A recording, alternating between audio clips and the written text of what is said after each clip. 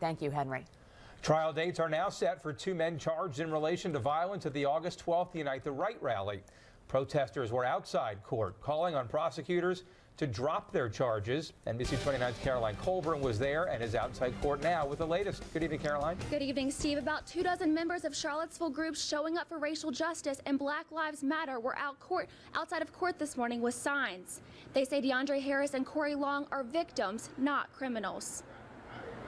It's ridiculous that they're being charged at all. Dozens of protesters showed up in front of Charlottesville General District Court on Wednesday to support 2 men charged in connection to the violence on August 12th.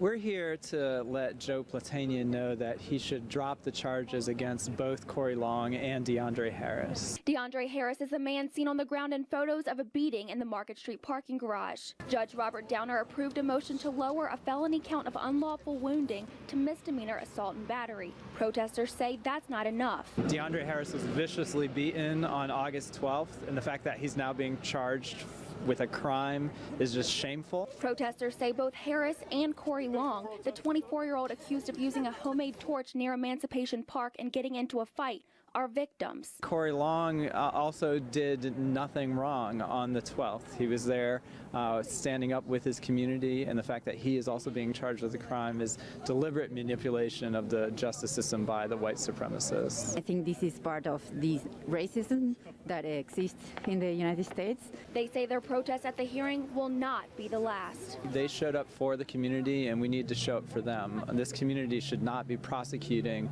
DeAndre and Corey. They did nothing wrong, and that's what we're going to keep showing up.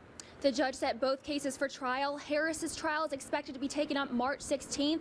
Long will go on trial April 17th. Some new legal woes for the victim of a brutal beating on August 12th. DeAndre Harris now facing new criminal charges in Southampton County. CBS 19's Courtney Stewart joins us with more.